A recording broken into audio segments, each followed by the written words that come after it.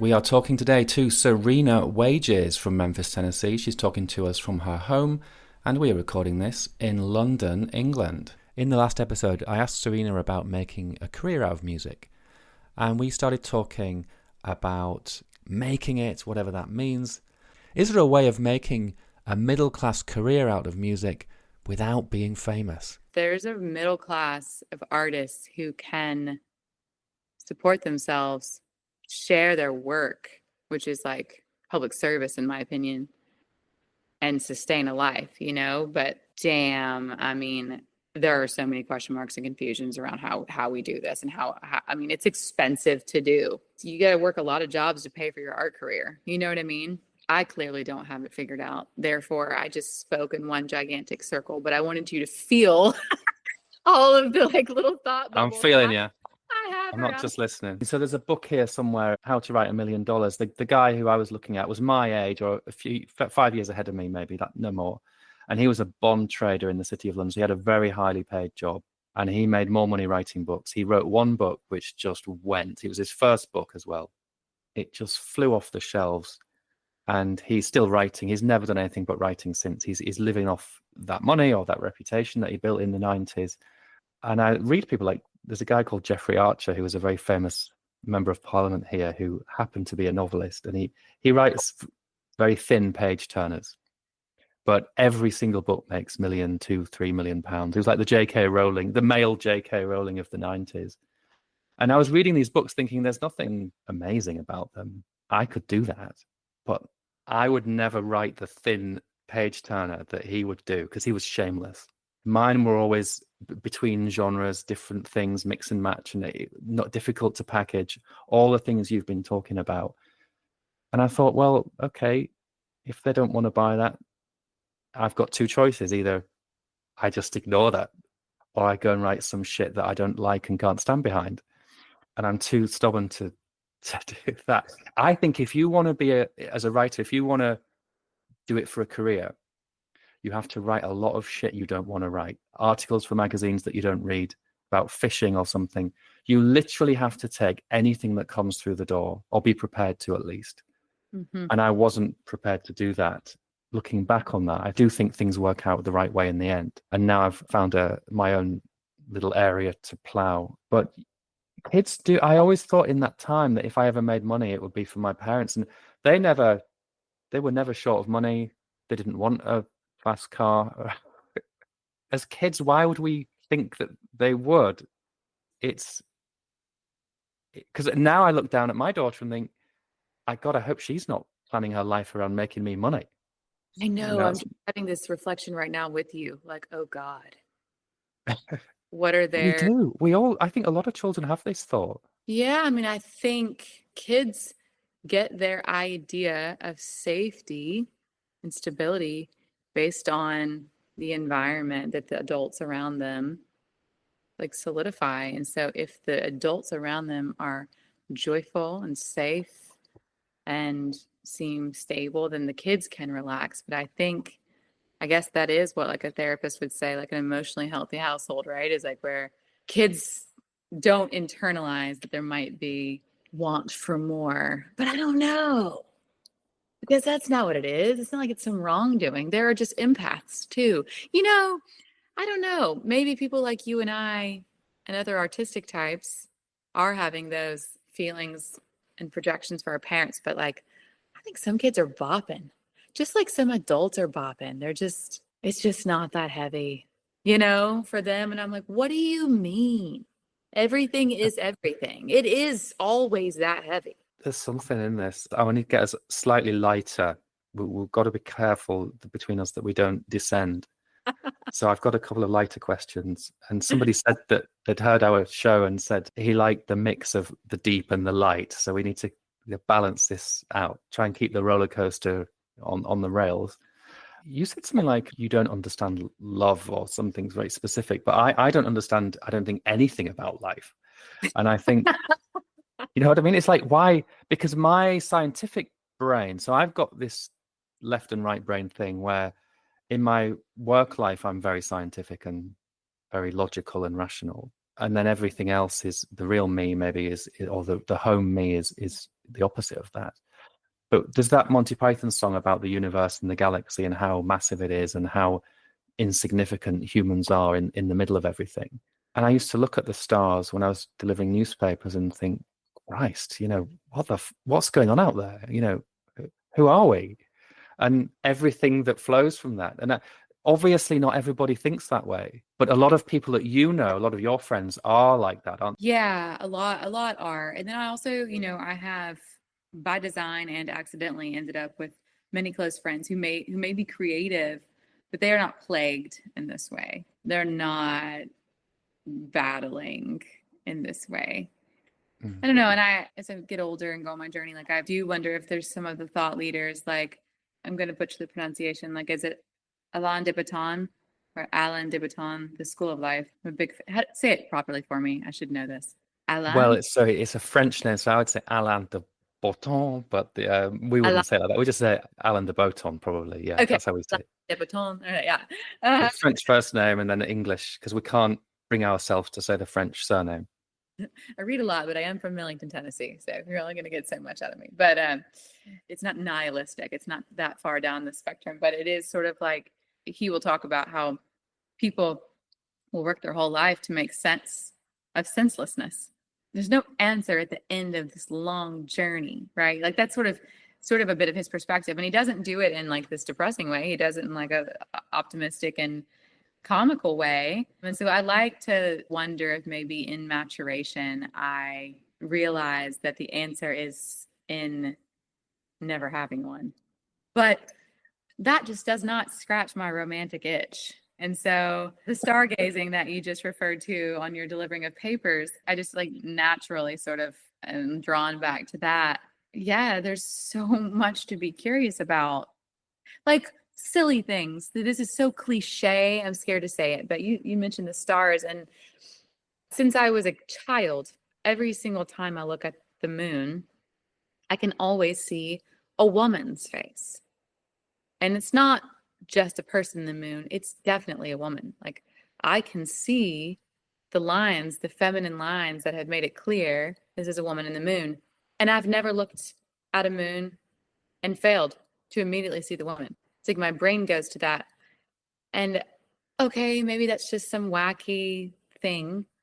Or maybe I have some part of me that is tuned in with something that's receiving something. And I don't know, but I can't help myself but have so many questions. And like you just said, I don't know if I know anything about life. I don't either.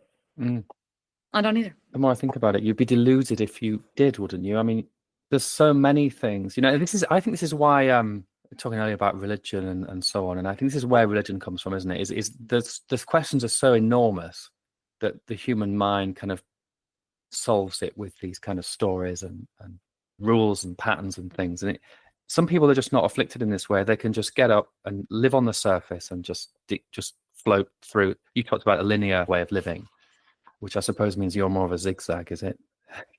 Are you spirals or zigzags? Depends on the hour. Right, that's enough. Something light. So I have been listening a little bit more to your Wes Anderson love story. I like the little video you've got where you check into a hotel and stuff. But how big of a Wes Anderson fan are you? What draws you to him as an inspiration? The first movie I ever, I saw Royal Tenenbaums in the theater, Studio on the Square in Memphis, Tennessee, with both of my older brothers and my parents. And that was definitely the first Wes film I'd seen. But it was also probably, I don't know, what year did that come out? Like, hard to remember, but I was little. I think it could have been the mid-2000s. I think I was out of university, but not too far out. So maybe 2005. Yeah. And being like the little sister and having these like this family full of like very interesting characters, and then seeing that film. And it was the first time that I feel like it's like I digested adult wit and sense of humor in a way through that film that I never had before. It's like my parents always let me see adult films. Like they didn't censor me from really much. Other than if we were watching something and like something saucy was on the TV, my dad would start like dancing in front of the television, and going whoop, whoop, like making noises. But otherwise, I'll watch like anything. But that one really stuck with me. And The cool thing about like film or music or whatever it is, it's like it's not even what the storyteller is particularly trying to communicate. It's what lives and evolves inside of you for months and years and lifetimes past when you first consumed that piece of art. It's like whatever just it awakes something inside of you, you know. I just found the irony and the wit and Mm. the color, the dynamics of personality, the subtleties that said so much, like they just hit me in a really profound way. And I didn't know at the time, like, this is a very famous filmmaker and blah, blah, blah. I didn't know any of that information. And I really wasn't much of a movie girl. And honestly, I'm still not a huge movie girl because my attention span, it's definitely an anxiety issue. Like I don't let myself consume that media. And it so doesn't make any sense because I would just love it. It'd be so good for me. But I like can't let myself relax enough to watch a movie. But and then of course I've watched everything over the years since that. But color is one of those things that stuck with me like a hangover about the color. So I lived off of South Main Arts District in downtown Memphis, and that area, you'll see it sometime, but it looks like a movie set. Memphis is very interesting in this way. It's like this beautiful, interesting city. There's not that many people out and about.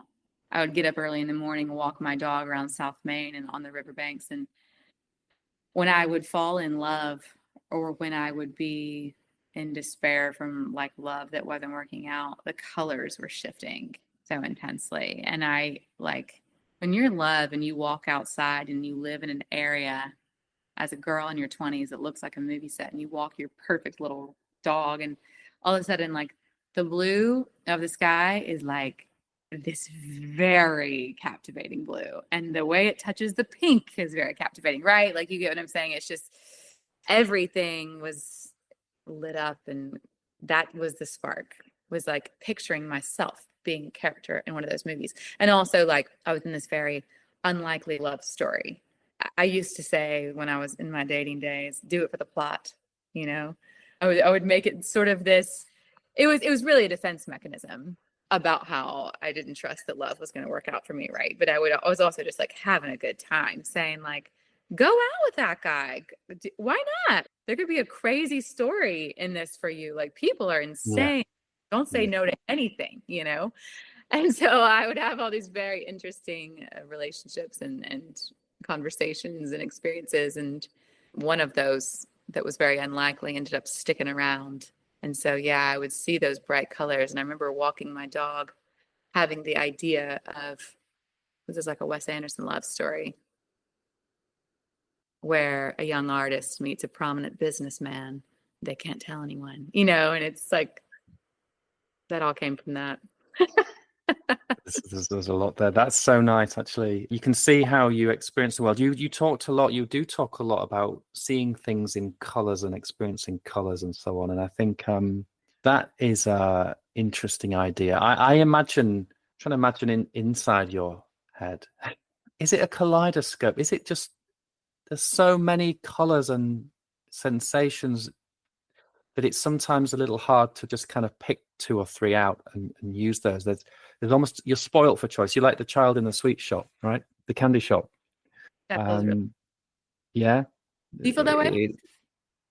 Yeah. So there are, without going into too many details, there are times in my year or my life where I get exactly that, and there's other people who have those sort of personalities, let's say, and I think they find it impossible to hold down office jobs, and they are all in the entertainment industry. You know, I'm just normal enough to pretend that I can be normal for 8 hours a day. You're an anomaly for sure. To be so dynamic up there and yet so great with like the infrastructure of It's a challenge. yeah. The way I would describe it is, so when I started work, I was a coder and a programmer, and when you get to a certain level in your fiction writing and in your coding, you realize that they're kind of the same thing. What a writer does, what a coder does, is you sit on your own for 8 hours, and only about this little tiny part of your brain is doing the work, and the other 90% of your brain is making up stories or thinking about tomorrow or yesterday or last year or the film that I want to see. It doesn't occupy your whole brain.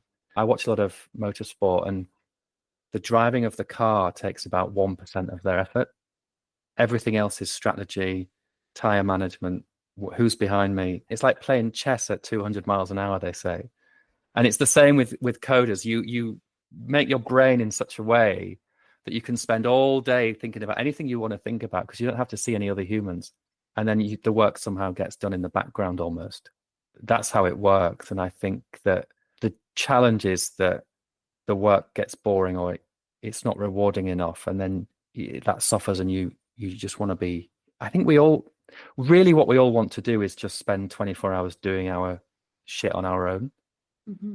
And some people are lucky enough. If you look at the famous actors, Benedict Cumberbatch, all those, Keira Knightley, they're all from very wealthy families in the UK. Most actors and actresses in the UK are from wealthy families. They've gone to private schools, and they've not had that urgency around money in their lives. Whereas my grandfather was a firefighter. We were never short of money, but we were never comfortable either. Yeah. And I think it's very difficult when you're in your 20s to find 5 years where you don't need to earn any money, and you've got that runway to just do your art. I never had that. I did it when I was at university, and then that stopped. Did you think that if I was to just find $5 million for you and just write the check, would that solve all of your career problems immediately? Or is there more that you need to be successful, do you think?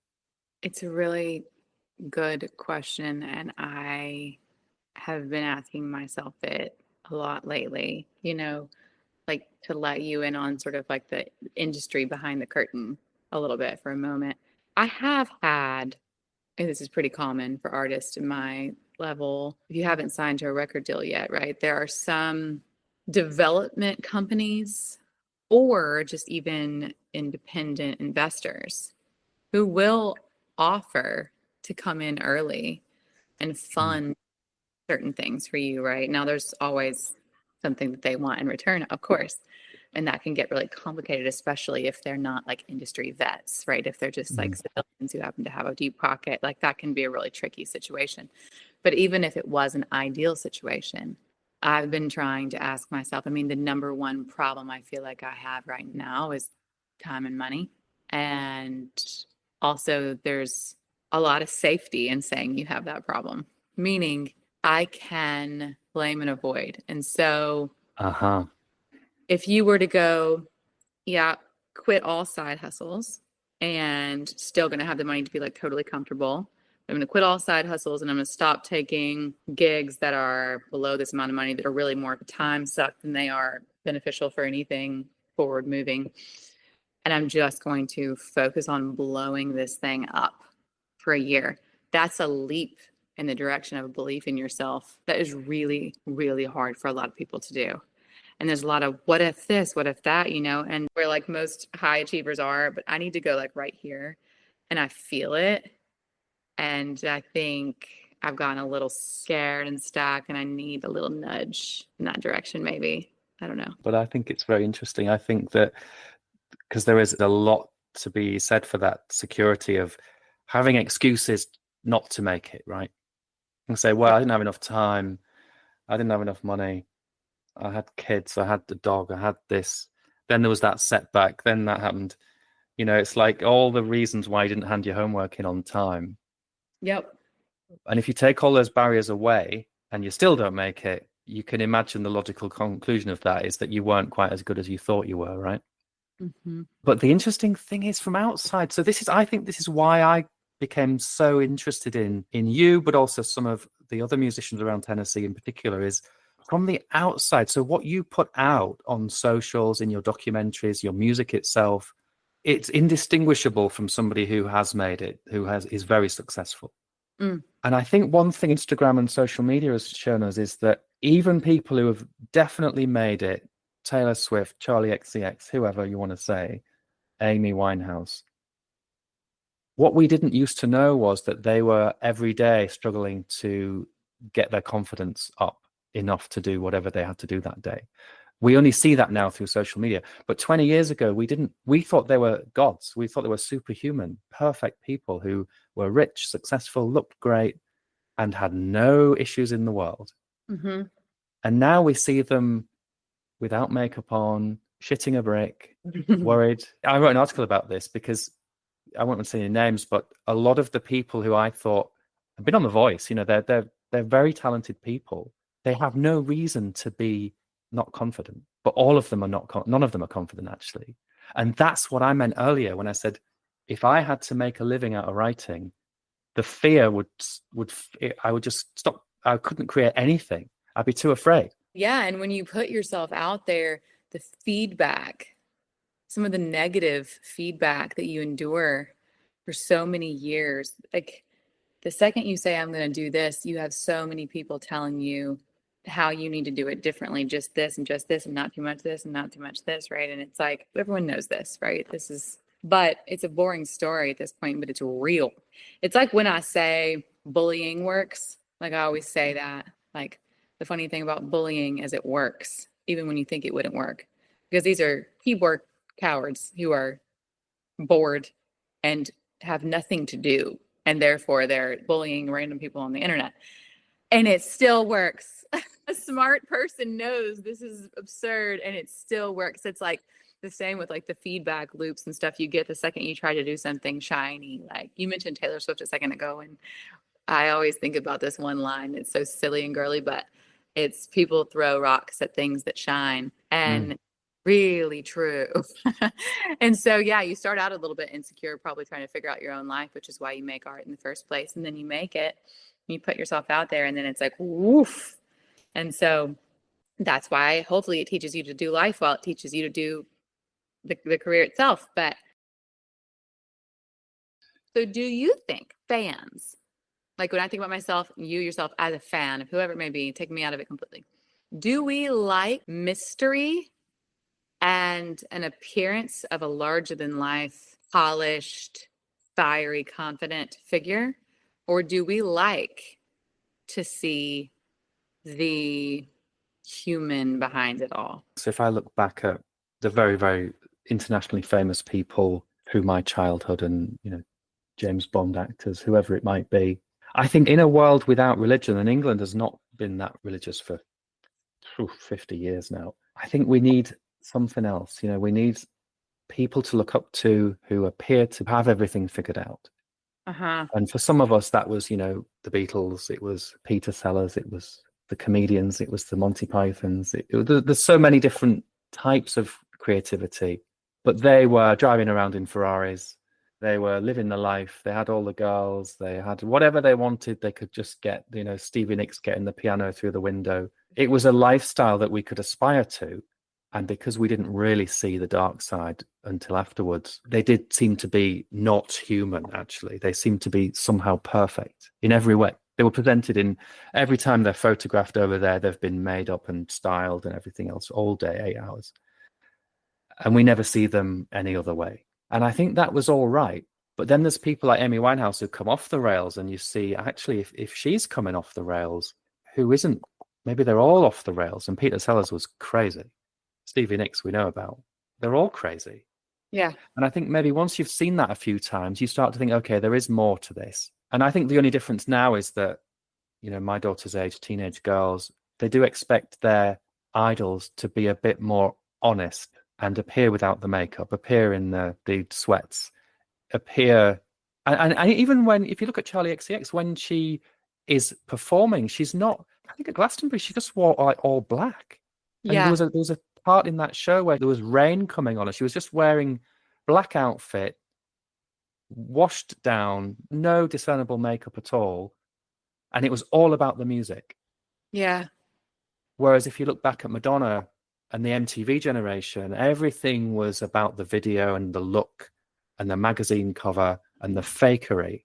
And I think at least there's other issues now with the social media, but at least we've moved into this zone where you see them having breakfast and you see they just eat cornflakes like you. And then you see them having lunch and you see a picture of their lunch and it's just what you have for lunch. And then you see this and then they shop in the shops you shop in. And you go, hang on a minute, they're not that special. But then you think, oh, well, I could do that. If they can do that, I can do that. So I think the world has moved on from the 80s and 90s, for better or worse.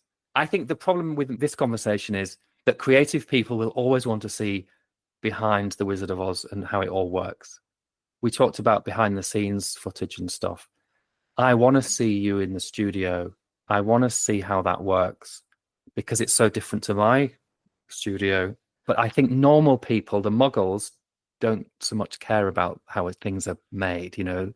They just want to see the image and they want something that can take them out of their boring normal lives. Right. Right. Does that help? Yeah, we're on the same. I think this modern time, yeah, I can't figure out exactly where the line is. Like, we need a break from the mundane. We Yeah. expect our rock stars to show up in a full-length cheetah print coat, like literally and Yeah, metaphorically, because we don't wear that. Right. Well, you can. You can wear whatever you want, and I would encourage you to. I wear that and I get made fun of and I love it. But at the same time, yeah, I've been encouraged to like put my cornflakes on TikTok and I'm like, huh? And so if you come to my house, I don't look cool when I'm just hanging out at my house. Like I'm probably wearing my workout clothes because I'm going to go to the gym, I go to Whole Foods, and I'm going to be a normal human being over here and protect this very private life that I have. And so that this line of like what you allow people in on, I don't know. I find it fascinating. To be continued, I suppose. Yeah. We haven't even talked very much about Memphis.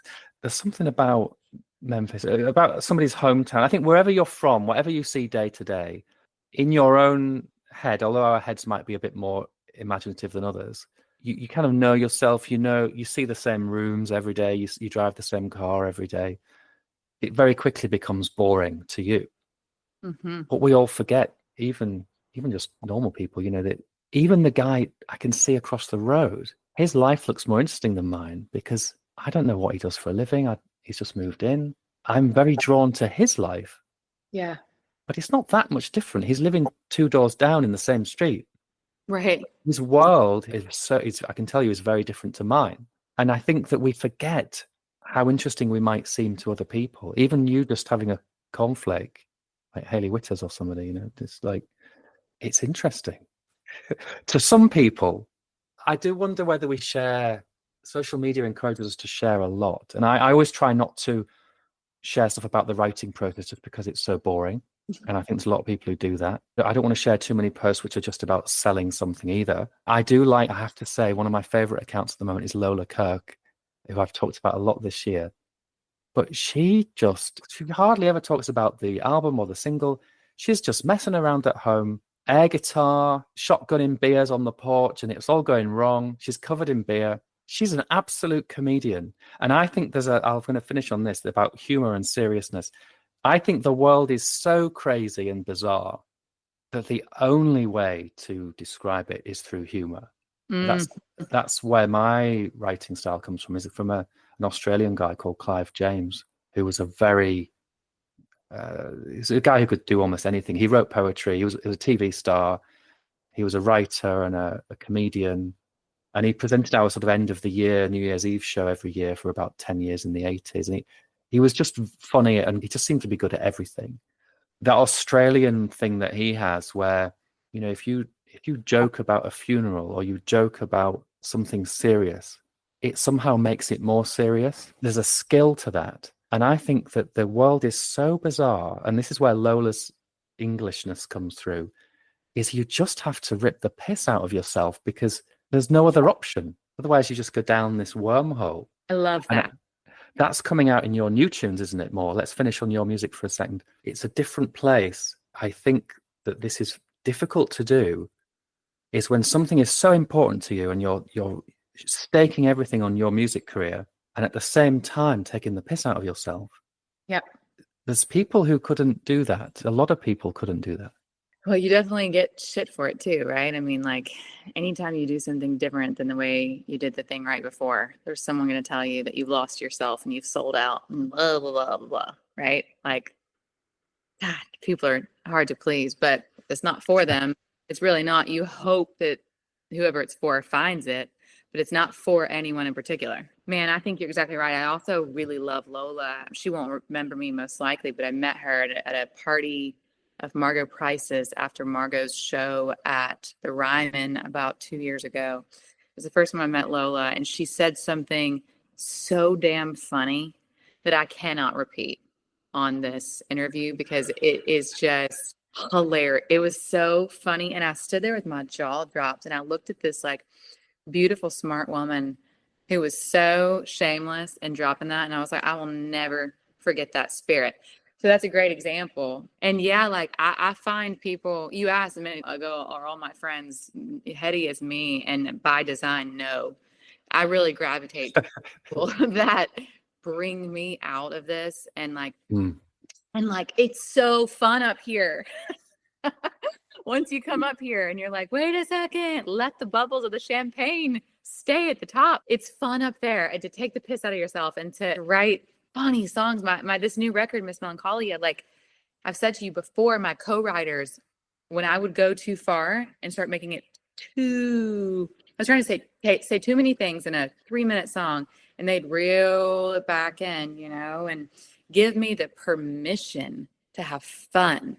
And yeah, man, like the record is like to the naysayers, it's like it's not as personal, and it's not. And I'm like, it is every bit as personal because, as we said, it is geographically the place that I'm at in my life right now, which is one of like taking back the sense of humor and laughing at that which is seemingly insane otherwise that we can't do much about. It's the weirdest time to be alive, and like humor does save us. Like it is the most important art form, in my opinion, comedy, regardless of what vessel it's in. Yeah, I'm listening to Bob Odenkirk's audiobook at the moment, and so I only know him through Better Call Saul, but he had a stand-up career and he was on Saturday Night Live early in his career for a while.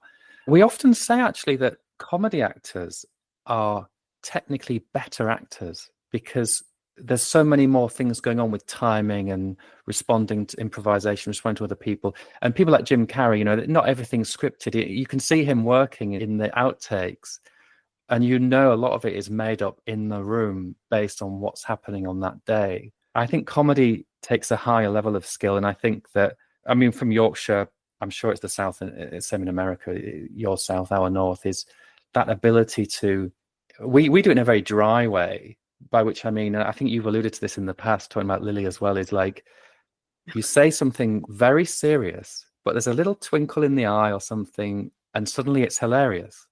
Oh, yeah. And everybody I know, everywhere I'm from, everybody's like that all day long. It's just a natural thing. A lot of British comedians come from the North. Maybe humor is the way forwards to solve our problems. I think you're right. We watch stand-ups in this house all the time, and we did as a kid. My dad would always have us watching stand-up routines or late night talk show specials where comedians would come on. And my dad is a comedian, that's why I love him so much. He's so hilarious. But you're right, man. It just breaks tension. I was I think I mentioned to you off camera, I had a dear one pass away. A friend, someone close to a friend of mine passed away a few weeks ago. And it was very interesting to be at the memorial and to watch people cracking up in stitches about things, because it was like among the 200 people that were standing there, it was unspoken. Everyone knew that the only way through the next 5 hours of this like memorial after party was some laughter and some levity. And it worked. And it was like the best gift anyone could give, and man, British sense of humor. We have to unpack that again at another time. You sent me some of those poems as well that just destroyed me. That's a particularly good one. The one that they mess you up, your mum and dad. They're very short and crisp, and it's a funny poem. It says something very profound, but it just seems very kind of flippant almost, doesn't it? But it's very deep, because they do mess you up, and they don't. The thing is, the more they try not to mess you up, the more they mess you up. And then you think, well, actually, that's been happening for thousands of years. So that's why we're so messed up, right? Yeah. All those generations of... We didn't stand a chance, because they didn't stand a chance. Thank you to Cyrena Wages for appearing on the show this week. Thanks for having me. You can follow her on socials, on Instagram and TikTok, and you can buy her music on her own website. And she is also available on all of the usual streaming services. That's all for this time. See you next time.